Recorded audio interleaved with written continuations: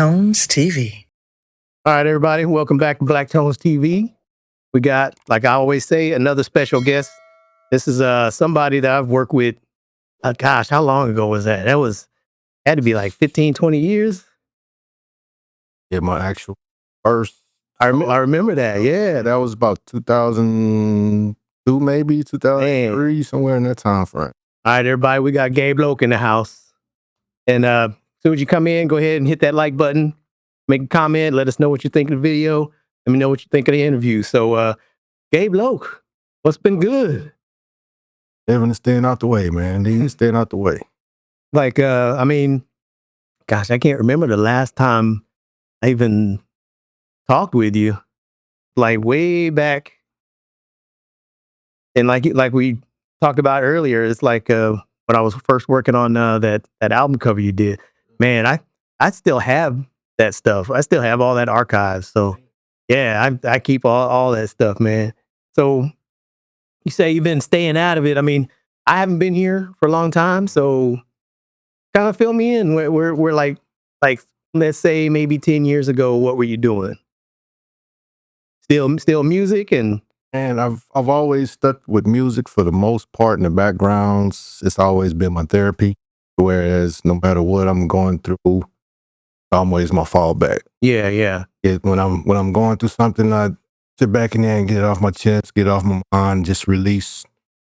So that is the therapy, right? Yeah. I mean, just and you guys will probably hear this track that he let me hear, the video he just let me saw when the actual full release comes out. But I think that's kind of an analogy of kind of what you kind of go through then, huh? Yeah, it's pretty much I've never been a metaphor type artist. Just was super witty. Yeah, always been pretty straightforward as far as what I'm going through or what's on my mind. Whatever the beat makes me express, I just all out. You go with it. Yeah. I think that's kind of as far as artistry goes.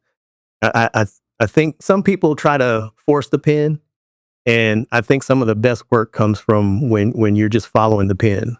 How that shit forcible comes out corny. Yeah. I mean, unless you somebody like Prince or something like that, you know, that can have that foresight and like do all the instruments. You know, he writes through his instrument. He not only writes the lyrics, but he's actually writing with every instrument he lays to that song. So, like every instrument is a voice, right? So, all right. So let me get a little bit into kind of your background. I've known you for a long time, but I don't think I've known about you. Like we work business wise, but are you from San Antonio? Are you born and raised here? I was born in New Orleans. Oh, really? Okay. Yeah, my grandparents moved down here from Columbus. My grandfather was military, so they moved where they had a lot of hospitals for him. He was getting older. Oh, yeah. As far as me being in Louisiana, my parents moved to San Antonio when I was about 8.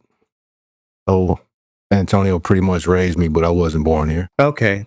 You still have ties back in New Orleans? Yeah, most of my mom's family is New Orleans, or as what's left after Katrina. They kind of migrated a little bit. Oh, really? Okay. 60% stayed in New Orleans. Some of them moved to Houston. Some of them moved a little bit, but the roots are still in New Orleans. Okay, it's crazy how, you know, when I run into people that are from New Orleans or from Louisiana area, how dispersed they've all gotten. I mean, I even heard when everything was going on, they were all the way up in Montana, you know, all the way out in Washington. It's like, man. Yeah, they had to get it where they knew somebody, where they could find a different road to take. Or just, it's crazy that, you know, even though some of them went and it started flourishing, was no place like home to them. Yeah, they can go back. They just didn't like what they were, even though they were flourishing. Like I said, I'm going right back. Going right back. Because it's definitely different lifestyle, you know? Because, I mean, the times that I've been to, like, Louisiana, New Orleans, I mean, you can feel it when you get there in the people. You know, it's totally different. So you say you've been here since you were 7, you said? About 8 years old. 7 or 8? So, but growing up here, what side of town were you? Over there on the east side. I grew up mainly from toward the teenage years, actually, till I was about on my own. So when you say on your own, was that your decision or they said, no, you need to get out? A little bit mutual because, I mean, mutual. Yeah. I wanted to do what I wanted to do. Yeah, I think that's old school house rules right there.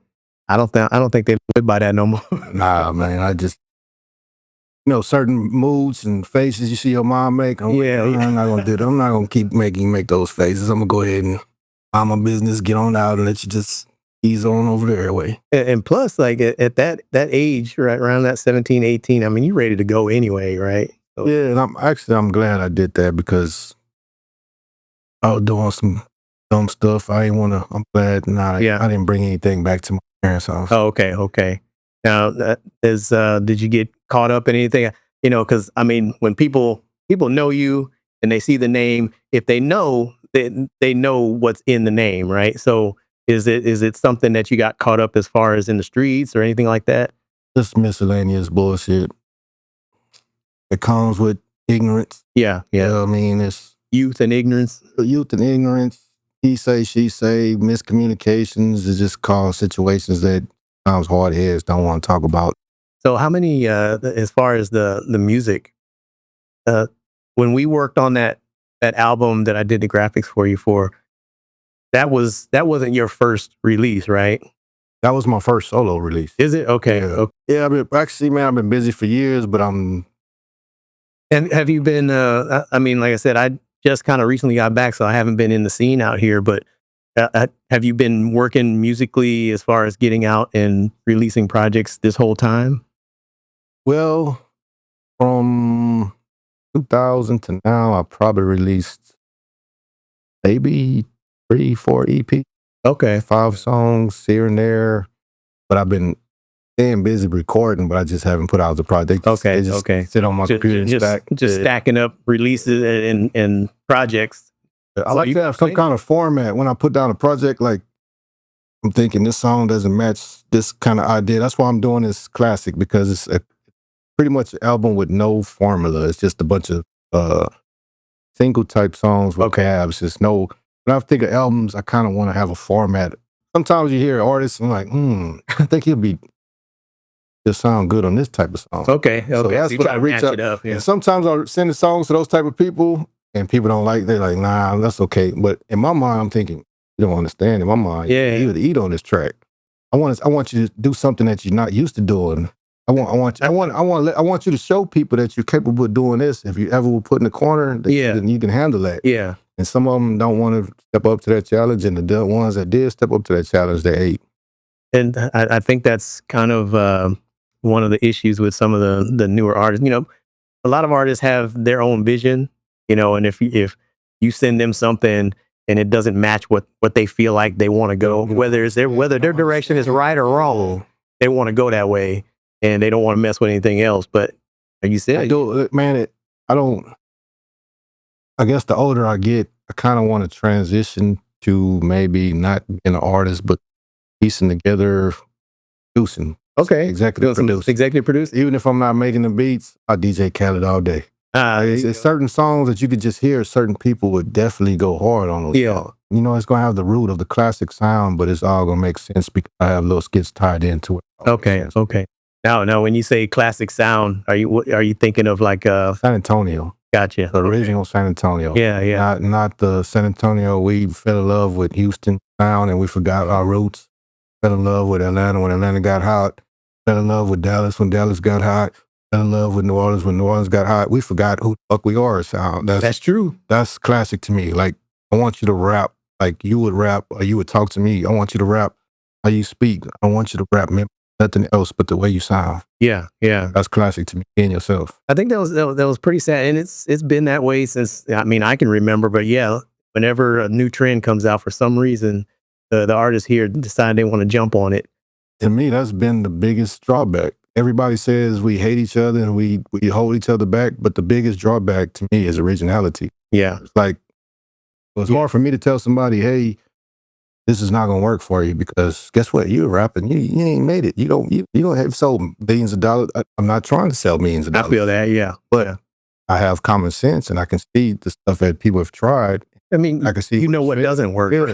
And but without me being successful as an artist, and they see I have videos, they're not going to listen to me. So, and I can't fault them, because to an extent, my theory is just the theory. My opinion is just the theory, because I haven't shown them any different that I can prove you. No, if you do it this way, this is what you do. Yeah, you haven't reached that level. Yeah. Yes, and it's one of those things where, you know, if something pops off, then hey, that's even better. But you know, if you make $1 here and there, that's cool. But as far, like I said, it's my therapy. I'd rather pay to make music, pay to shoot videos, pay to record, pay to beats than pay a therapist. It's your art. You know what I mean? That's your expression, right? So all this time, you've never been the one to say, okay, I need to go out and, like back when we were selling CDs and all that stuff. You weren't. I did sell CDs because I wanted to be heard. Like you just want to a certain extent, right? You don't want your art to go in vain. You want to be appreciated. I want to reach like-minded people that are going through certain songs, modes I'm in. Like I still get people, went to Basie's today. Out of the blue, the lady cashier asked me, did I do music? I had no idea she even knew who I was. She was surprised. She recognized what was even crazier is, she said, yeah, I'm the one that did the hook for you on Keep Pushing Her. Wow. And I'm like, my producer, Pop Squally, he sent me the beat. I came up with the idea, and I had a dummy hook on it. He said, my sister can do that hook. Like, okay. Yeah, the hook to her, and came back, sounded amazing, but I had never met her. That's crazy. The day I met her. And I was like, whoa, that's crazy. And that was today. Yeah, it was today on my lunch break. Yeah, today. Yeah, man, it's funny how, you know, everything comes full circle like that. You know, and it takes years, right? So what was that? How long ago was that song? Oh, it's never been released. Really? Yeah, it's actually dropping on a Days Awake project I was talking about earlier. I did the song probably 2 years ago. And when I say I do songs and I stack them, it's because I want, when I do an album like the Chronic album or any album, I want certain songs to have a concept. Yeah. Days Awake has a concept as far as an actual project by me. Okay. Days Awake. So you can't just put that on anything. I can't put that with the classic. The way the industry's going, I mean, you have. Yeah, but I don't care about the industry. Well, yeah. I'm just doing it just, like I said, if it's for you. Yeah, I'm gonna release them when it makes sense to me, and when I release them, hopefully it makes sense to why I set them and then I presented them the way I Okay. So that's the main thing, because what do they say? First impression is everything. So yeah, it's more about the production. Yeah, presentation of the whole project versus just that one song. Since I kind of brought it up, but like the way the industry's going right now, so how do you feel about where everything's going? It's cool. It depends. It's art. Is what they're listening to, right? It's what they're listening to. It's way of the world. It's the way of things have shifted for the attention spans. As far as me listening to most of it and having it in my playlist, no. As far as respecting the hustle and anybody trying to do it and that's their way out of things, as long as they have the proper respect for their craft. The first thing I do is when I get a beat, go straight down to G-Man drafts. See if anything I wrote matches that tempo. I'm writing. I don't want none of my poetry to go to waste. Yeah. So as far as my project Sleepwalk, I dropped a few years ago. A lot of those rhymes on that Sleepwalk album were actually poems that I turned. Oh, okay. Oh, nice. I have to take a listen to that. Like I said, I haven't been on the scene in a while. But is it somewhere? Is it like on Spotify? It's everywhere. Everywhere. Okay. What was the name of it again? Sleepwalk. Okay, yeah. Days Awake is going to be the back door to Sleepwalk. Oh, okay. Well, the kids coming up now, you know, they're doing side hustles and gig work. So there's not a lot of money going into. But they are smart by being self-sufficient. Yeah. They're not waiting for somebody to tell them you're gonna earn this in your pension. Yeah. You're not gonna put this in your phone. I'm hoping most of them see the hustle that they're doing and get their self, insurance and all the other stuff that goes along, and actually set themselves not just, I can do this, I'm making this much money. Nah, it's more than what you're making now. It's what you got to set yourself up for future too. It's what can you set yourself aside for the future. Yeah. I hate to say it, but I think a lot of them probably aren't doing it. No, they're not. They see 100,000, 200 streamers, 2 million in the bank. Yeah. And they just buy stuff. Yeah, they just buy stuff. I mean, if they have the right people around them, know that 2 million in the bank will multiply some kind of way. Yep. And because, they're not going to be popular streamers forever. Yeah, exactly. So it depends on what they're doing. It all depends on what they're doing. Some of them are making lifelong money in short term, so hopefully somebody's in there. Yeah. somebody's in their ear, hopefully giving them good advice. Yeah, and I think it takes somebody old school to kind of tell them, okay, you need to start putting some smart investments, to make, like they say, make your money work. And that goes back to hard-headed. Yeah. Nobody in any lane, when it comes to music, when it comes to money, if you don't have anything that you're telling them or giving them advice, and I never understood this, like a homeless person can tell you how he went broke and he can give you advice. Mm.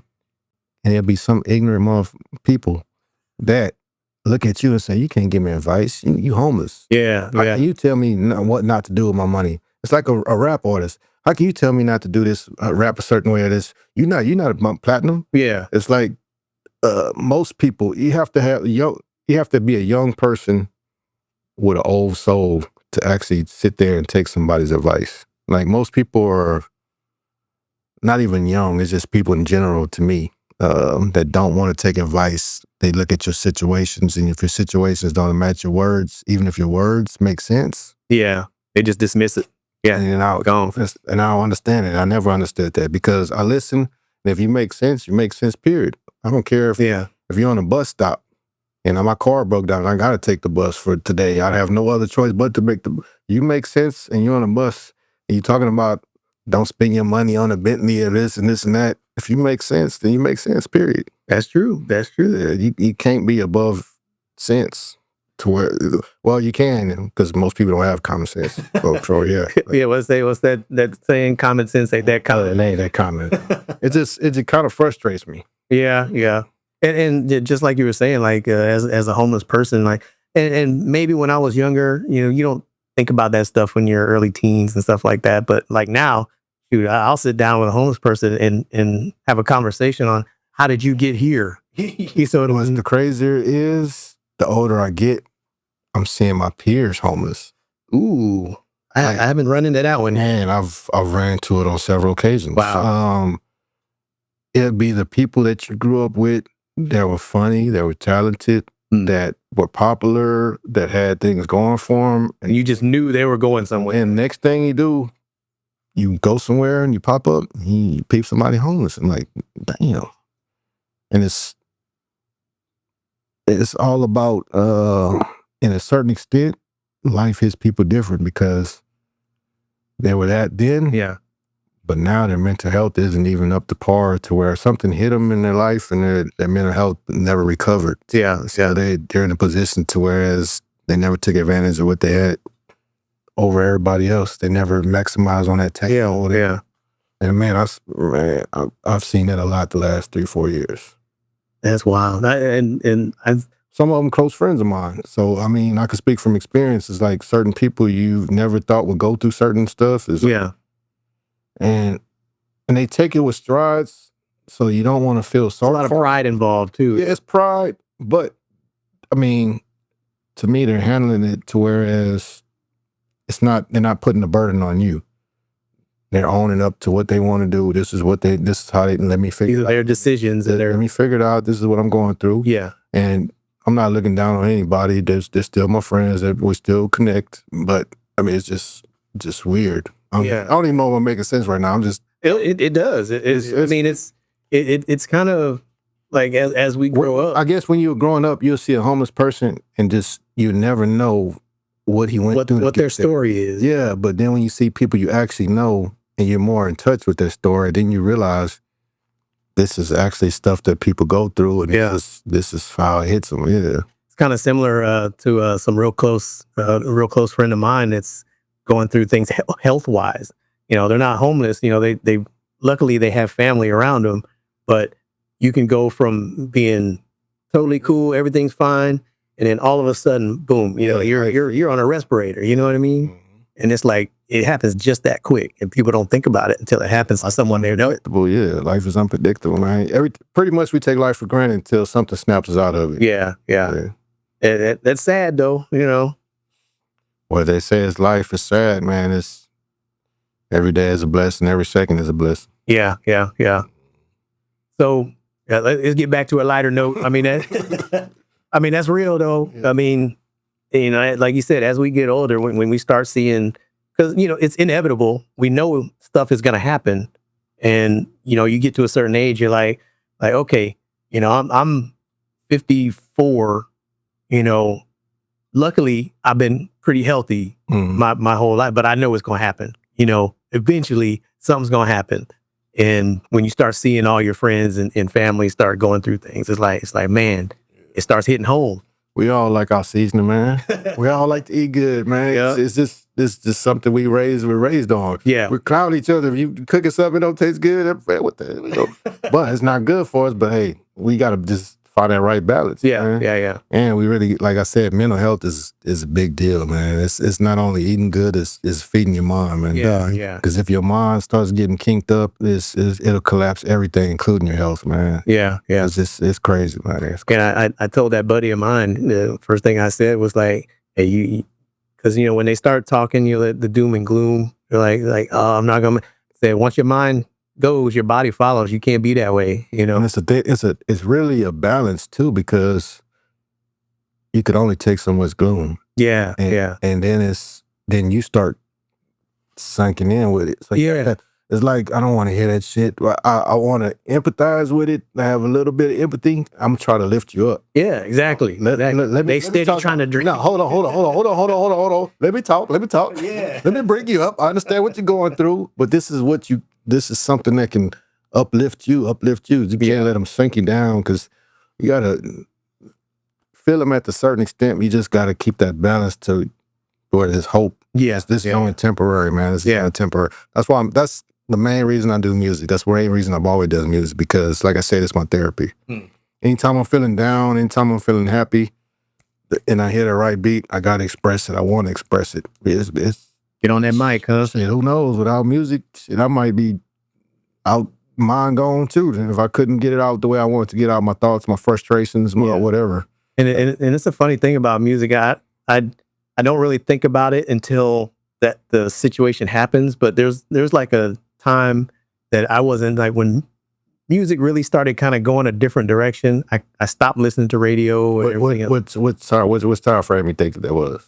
What era? What era? Well, you know, I'm old school, so I'm NWA, Too Short, and all that stuff. So, but once things started going into, like, they started pushing rap into pop, that's when I started like, okay, I don't know if I want to go that direction, you know. So I kind of stopped listening to the radio, but that's why I was deep in the middle of my own productions and stuff too. So I kind of focused on that. But every once in a while, I'll hear somebody's track, or I'll hear a track that kind of reminds me of old school, and it just lifts me up, man. I'm like, man, I need to get back into this. You know what I mean?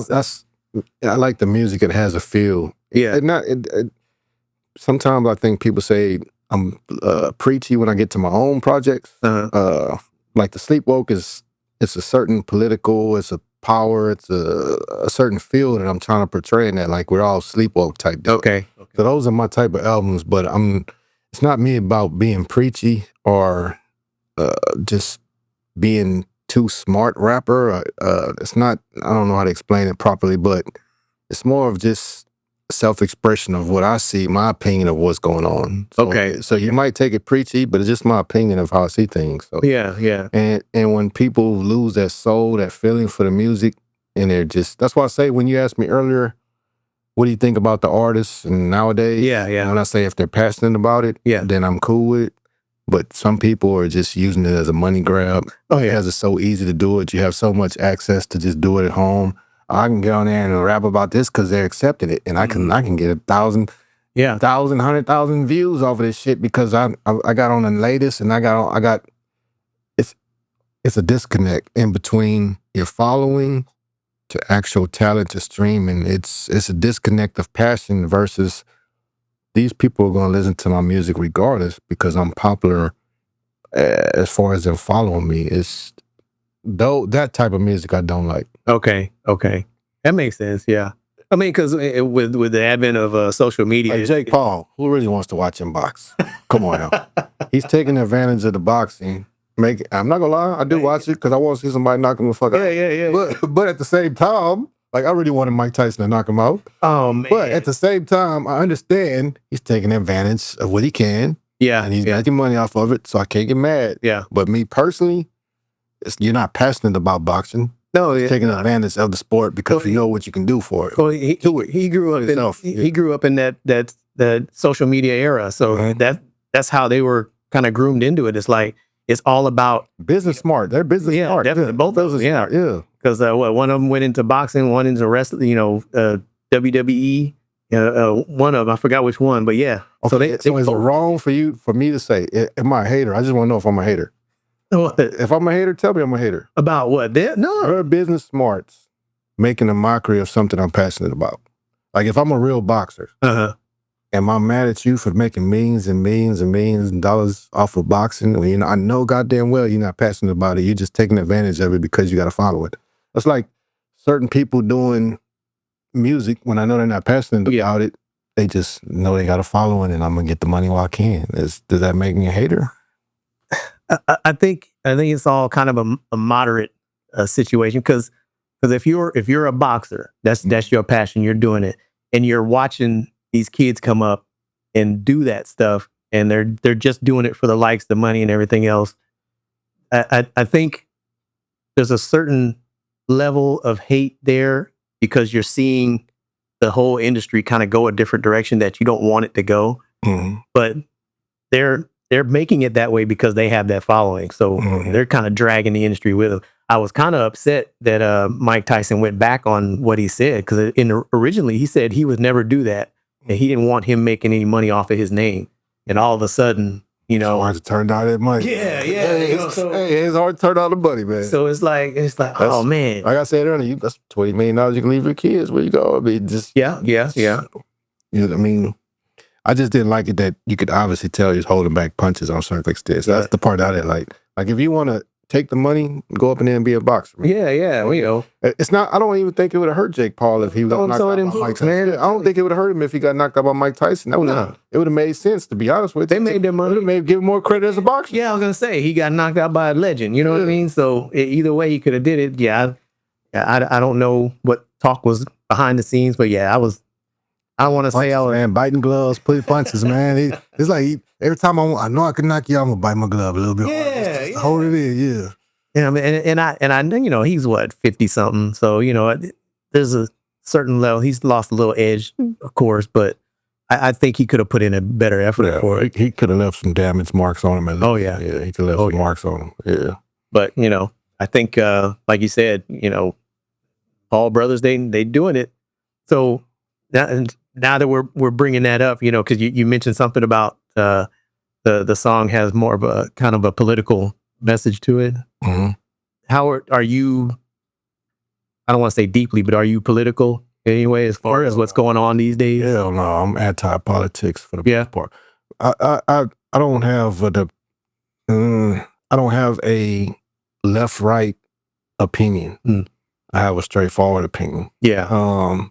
I think we need more of them. I'm the same way. It doesn't make sense to me. Yeah. For anybody that you almost have to be mentally ill, in my opinion, to let politics divide your common sense, man.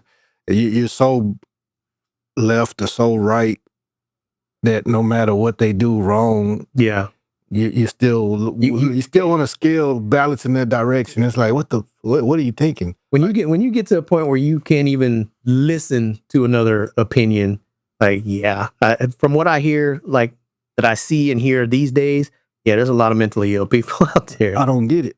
Yeah, I don't get it, man. I don't. At the end of the day, this is when you say politics. That's what sleepwalk is to me.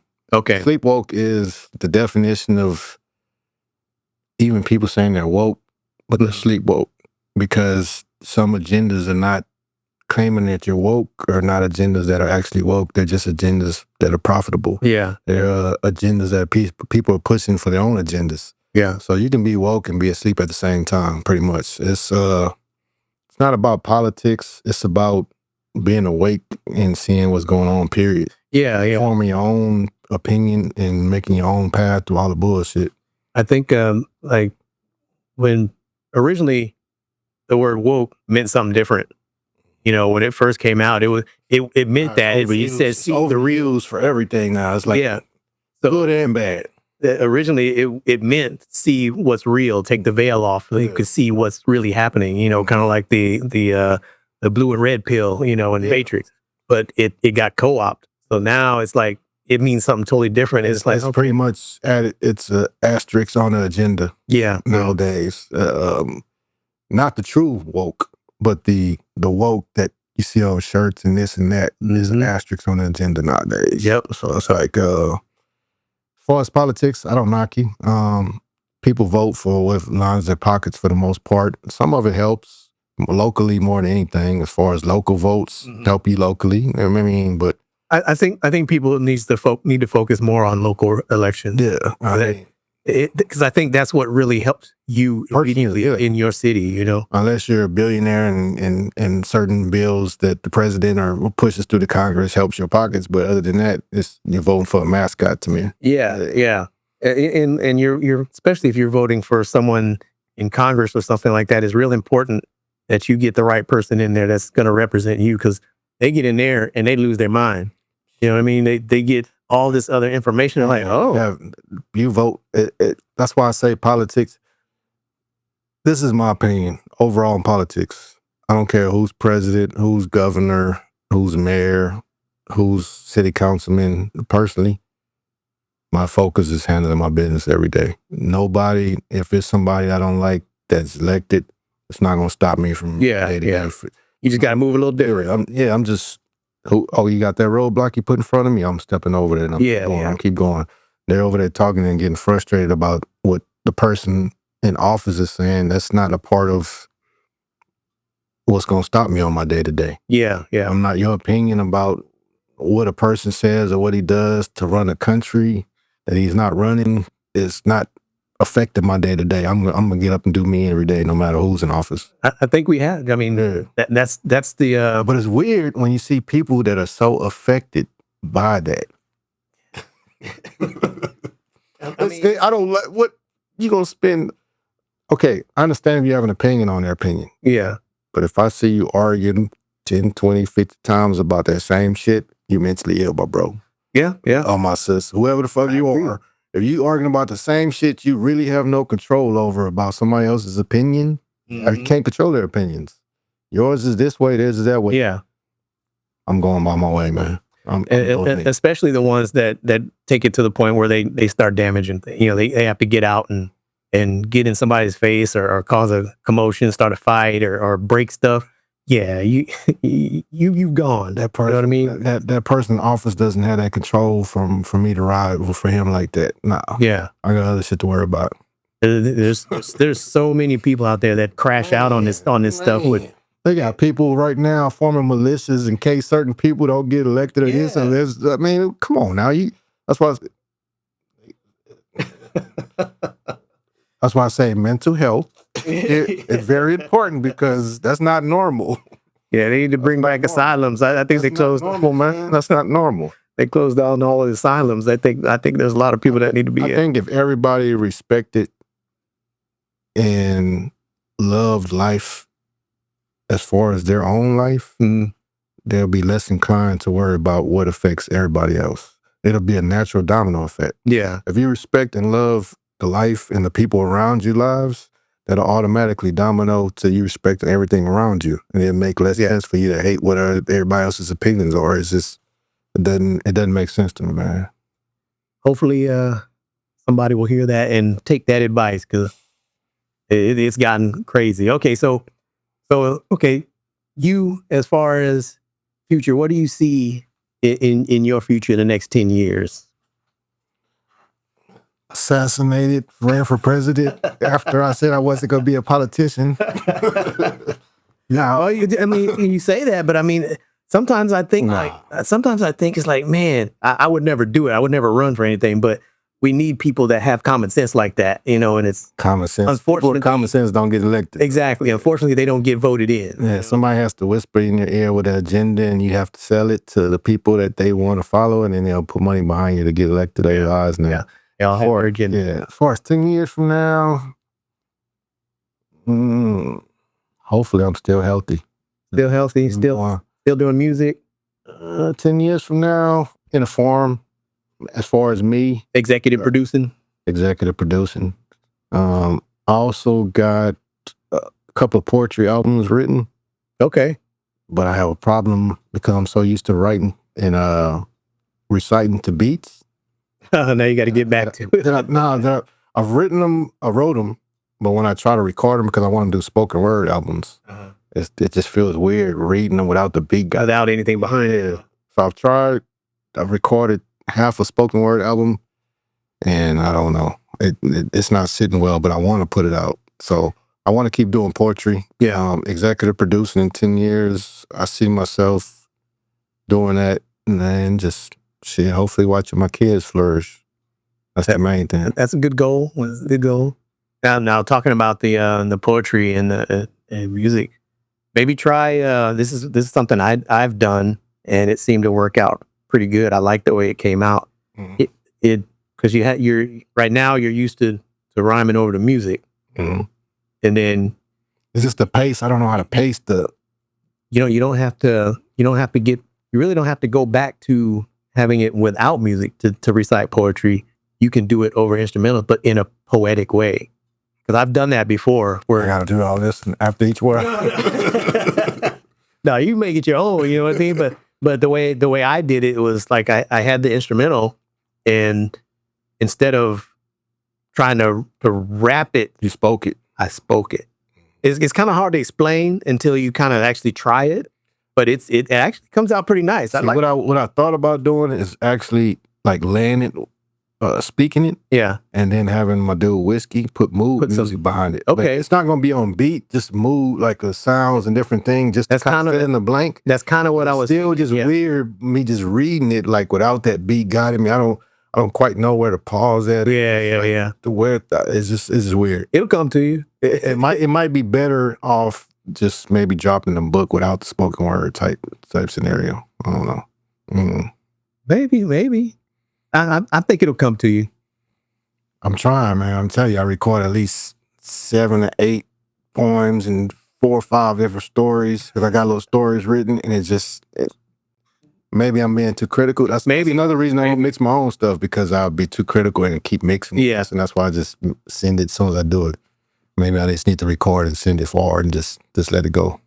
Or record one. Get some of your peers to kind of listen to it and say, hey. And is it just me, or is this not good, or is it could it be better? You know what I mean? I pretty much guarantee you, most of them are going to be like, man, that's dope. As long as you flow it the way and naturally, you know what I mean? And I know it's kind of hard to try to catch it naturally like that, but when you're trying to transition between the two, but it's doable. It just feels weird, I guess. So that, like, I even thought about going a couple of open mic poetry and testing it out. Are they still doing that here? Yeah, they got. I see them post every once in a while. Actually, probably once or twice a week. I see they post on my timeline of people doing open mics for poetry and different spoken word. And I thought about testing it out there. So it's just me getting over the process of thinking about it. And go and do it. So it's it's just that. Yeah. Okay. All right, Gabe Loke. Who knows, man? Who knows? What do you think about? You got anything for your people out there, fans? I know you got some projects coming up. You want to drop some dates and names and everything else? I just want to say TAN Backwards need that restart. And Classic was going to be dropping July this month, but I had to do a couple of finishing touches I wasn't satisfied with, so it's going to be dropping mid-August 2025. The first single was already out for the album Here No, featuring Kylie and IQ, produced by Donnie Singleton. The second single is coming mid-August, Different Voices. That is going to be on the Classic album. Then I have No Boxes, produced all by Jay Chap. And then I have Days Awake, executive produced by Bolo. That'll be dropping in November. So as far as project-wise, that's what I have coming out. Yeah. And I just want to say, if you're an artist, man, take pride in your artistry. Don't fold, bend, slide, nothing to anybody else's standards but yours, man. Just take pride in your artistry, man. I'll be honest, this year has been great, in my opinion, for San Antonio music.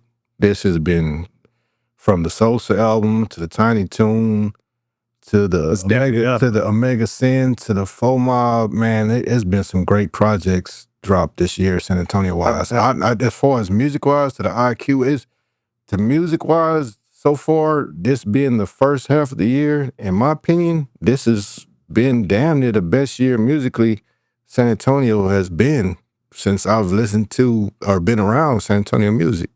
This year right here has been some solid ass projects, man. I kind of have to agree with that because some of the projects I've been seeing, since I came back, I'm like, okay, things have stepped up a little bit. Yeah, a lot, basically. This year has been some solid music dropping out of San Antonio, and it's not like, honestly, it's nobody following any coattails or no. That's good. That's the way it should be. It's straight music. Yeah, that's what I mean. Even though they say certain people sound like so and so and so, nah, that's them being them. It's like I love it. I love it. And you mentioned FoeMob. I've been seeing that go viral. Like he's putting it on. Yeah, definitely. Yeah, he knows how to play the balance of the internet or along social media. Yeah. He knows who to go reach out to, what podcast to reach out to, what videos to do to gain attention and bring it back to his music. I'm pretty sure he has a good team behind him. Yeah. Has also, that's another thing. This is what I want to tell you also. Can I say one more thing? Yeah, of course. Yeah. Okay. This is my opinion. Yeah. I've seen San Antonio artists spend money in the clubs weekly, buying bottles, dropping videos, but won't spend that money on the publicist. Oh, that's crazy. Yeah. And it's all about the visual then. It's all about the visual. Do you understand that you're making yourself stay inside that box? Do some research on publicists that'll actually branch you outside the city. You say the city gives you no love, but you're not trying to get out the city. Yeah. Like I've inboxed a few people and I've reached out. Like I said, I've told them different publicists that I know, and I've shown them the different artists that these publicists represent and what they've done for those artists. And I have not yet today. Not one. Huh? Not one of them have reached out to those publicists. And 3, 4, 5 years later, they haven't advanced.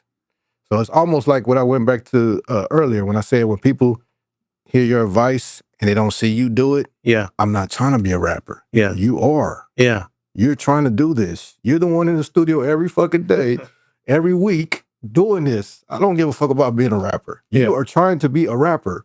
I'm trying to give you honest advice that I know that will work for you better than what you're doing right now. You're going above and beyond by trying to link them up with public. Man, I do it all the time, and none of them have followed it, and I can't fault them because they're looking at actions speak louder than words, maybe. Yeah, but at a certain point, they gotta know this stuff. They gotta know they need. Maybe they don't. Maybe, but then again, a lot of them don't have teams around them. That's why I say FoeMob has a good team around them. Yeah. Because a lot of these artists, honestly, are street artists. They're street people. Not street people, but they have the passion for the music. Yeah. But they don't have that team around them. They have different branches that can do this, that, this, and that. They're all cheerleaders. Yeah. You got a team full of cheerleaders. Yeah. You don't. They got their own circle. Yeah. You can't have a team full of cheerleaders. You have a team that feels different. That wants you to grow. Yeah. That wants you to grow and feels different roles. Yeah. If you got that team, I promise you, there's no way you can't be successful. There's no way. But yeah, you're right. But it bothers me the fact that you're reaching out and trying to help, and none of them have reached out. I don't care. I mean, it bothers me. It'll bother me more if I didn't reach out. Like, if I see certain talent and I see he kind of got something. Yeah. Then I inbox him and say, hey man, you got a publicist? Nah. I say, man, so and so, this is person right here. She works for who and so and so. So yeah. This is her contact information. Reach out to him. And I've already spoken to her, and I've asked her rates, and this is what she charges, and this and that and that. And they probably see that number and be like, oh, I'd rather buy a bottle. Huh? That's the part I understand. Yeah. You spend more in 1 week than she cost a month. Yeah. That's the part I don't understand. Just imagine you spending more in 1 week, use those 4 weeks, buy 4 months. See what she can do for you in 4 months. Yeah. It's not like a lifetime, long time contract. Tell her this is what I want. This is what can you do for me in half a year? Yeah. Pay her that money. Find out what plan she can provide you for half a year or whoever, and see what she can do. Yeah. Why are you waiting? Like I said, I've been doing this for years, and I've seen people not progress year after year, and I'm just looking. You like being local. Yeah. You like not doing shit. You like Facebook fame and Instagram fame. That's not really fame. It's just an ego stroke. Yeah, man. Do you realize what and I won't say this. How can I say this? I don't know it all. Basically, I want to say that. But like in 2000, what are we in 2024? In 2025, in 2000 something, at least about 7 or 10 years ago, I reached out to, how people say, oh, Houston has a lot of this and a lot of, they always have these at the backs. You know how many artists I reached out to in San Antonio? And I wanted to start a Texas Music Coalition. Really? And I said, yeah, I reached out. I had a plan and everything. I reached out to a whole bunch of artists. Wanted to start I don't know if it was called San Antonio Music Coalition or Texas Music Coalition. I had a plan. Basically, we weren't going to stream none of our shit online. All these artists, all of us, we're going to have a website. Okay. Where you have to go to that website, and it's all San Antonio artists. Yeah. You have to go to that website to listen to all our music. And put like this, we draw not draw straws, but for instance, say I'm an artist, and it's your month to go. I don't promote none of my music for that whole month. Yeah. Everybody in this coalition is promoting that one artist. I reached out to like 20, 25 artists in San Antonio. Get any feedback on it? I would say we met up at Chacho's. This is when Chacho's on Parent Bottle was open. Okay. I would say about 7 to 10 artists showed up. Because I tried to set up a meeting, 7 to 10 artists. I had producers lined up that would give us free beats. Oh man. And I said, you put in the work for it. Yeah. I reached out to different people and I said, this is an idea. If we get this going, could you do this? And they were like, yeah. Most of the producers I had no issue with. It was it was most of the artists. Yeah, because I'm pretty sure producers saw it as an opportunity. Yeah, because common sense. Yeah. Yeah. So they were like, Music Coalition, yeah, okay. We all know streaming. Everybody brings the traffic to this website. Yeah. This is all San Antonio website. It's where you go. It's a San Antonio Spotify. Yeah. You want to play it on here. You want to get the music. You got to pay us. Or you want to download the music. You got to go to the website to download it. And I said, every month, whoever drops, we're only supporting that every week. Yeah. 2 times a day. We're only sharing that person's music. Sound like a plan to me. Couldn't get it off the ground. Nobody wanted, like you said, producers were on board, but the artists. Like I said, 7 to 10, 5 artists showed up. And pretty much nobody else did. And it's not that I know it all, but from that day forward, the artists that I invited, they ain't went nowhere. They still doing music, but even doing it on their own, trying to solo. It might be good projects. It might sound good and be like, oh, that's some good music. They might get podcasts, different people say, man, that shit's tight, but that shit ain't going nowhere. That shit's still local. I mean, the idea I had, even though it was just my idea and I don't know it all, I think it was a pretty good idea. Sound like one of them. All I needed was the arms and legs to form Voltron. Yeah. And man, that kind of bugs me to this day. And I don't know if it's like a respect level that they don't respect me enough to like my ideas don't mean shit, or if they think they have a better idea and I'm gonna do it my way. Or I think that's more of it. They probably, I mean, there's a lot of egos and a lot of I need to make it on my own type of feel, I guess. I don't know, or they just don't want to support anybody else. But I don't understand it though. You support somebody else to support yourself. Yeah. Like. When it's your turn, it's all on you, You're doing the same shit anyways. If you drop an album once a year or twice a year, you're supporting yourself. Yeah. Why not get all that person's following on every... Yes, like I said, it makes total sense to me. And I think that's a great idea. Yeah, you're part of a coalition. And not only that, I didn't pick no trash-ass artists. No non-spitting, no whack-ass... Everything that's in this coalition is guaranteed to be decent music because these are decent artists. Yeah. These are people that take pride in their craft. These are people that have the passion behind music that I have behind music. Yeah. And it's and I could see it actually getting to a point where, you know, there's a kind of a as a coalition, there's kind of a democratic thing about it, right? So, you know, you're deciding on which artists to promote at this point, this time. But we all get our chances. Yeah. Chances. And not only that, I even said, okay, with these producers we have, right? Each producer send each artist 2 beats. Yeah.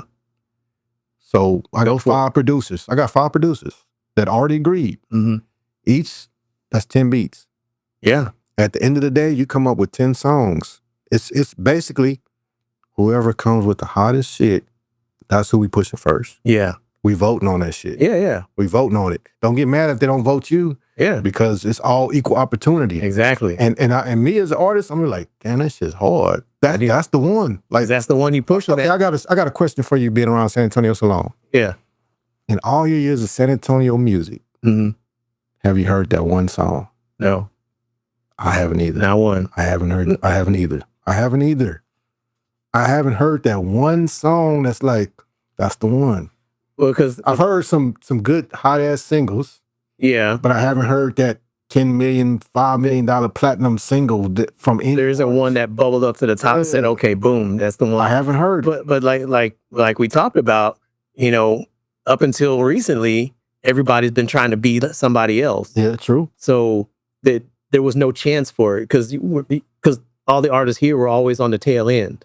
You know, they're trying, when Houston come out with something, boom, they trying to get on. The only song that I had, to me personally, that had some kind of potential was 5, 6 and Cheddar. That Get On Up. I remember that. But the only problem is they use that mystical beat. Yeah. If that was done originally on a same energy type beat, that would have, to me, that would have had San Antonio behind them. That because what they're saying on there was their own voices. It wasn't no Houston slang. No Atlanta. Like, the only thing here was a mixtape type sound. Yeah.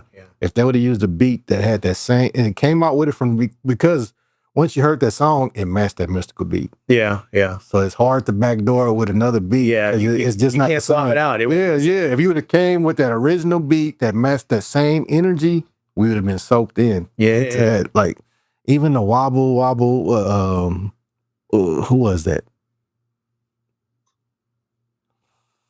15-5. Oh, was that them?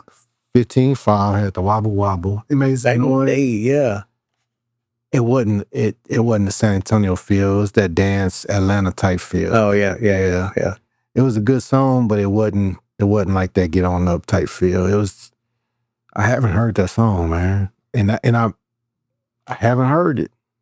Yeah, you speak of 5, 6 and Cheddar. Man, that name bring back memories. I did one of their albums. I just want to know. I just want to know any listeners. Ask any listeners out there, and I don't want to know if it's your friend, your homeboy, or anything. I don't care about a good single. Have you heard that song as 10 million platinum just on that single? Good question. That's a good poll. I haven't heard it, man. I've been around forever, and I haven't heard that song. Well, but you ask the artist, all I'm going to say, yeah, I did. Nah, you know, they lying. They fucking lying. They are lying. They are lying. I don't want to hear nothing that has to do with. Can be. I don't want to hear shit that got to do with H-Town. I don't want to hear shit that got to do with Atlanta. I want to know a song, just a good feel song that sounds like original Heart of San Antonio. Like just the sound that you would say, that you'd be proud to say, this is how my city sounds. Have you heard that single from your city? That's the homework right there. I haven't heard it. You got to refine the question. Have you heard that song other than yourself, other than your own, right? Nah. If you say a song by yourself, you already know it. Lying, because I'm telling you right now, I haven't heard it. So if you say yourself and I heard that song, that's not one of them songs. Yeah. That's a good question. We'll have to put that out there for him. Heck yeah. All right, well, Gabe Loke, I appreciate you coming by, man. All right. It's good talking to you. It's been a long time. So I'm going to try to keep up with everything that's going on. So there's a lot of stuff going on now here in San Antonio too. So I'm glad you're releasing something new, and I'm going to pick that up, and I like tracks so far. So yeah, much blessings to you and much success, definitely, at least on these albums that you got coming out. All right, appreciate it, man. Awesome.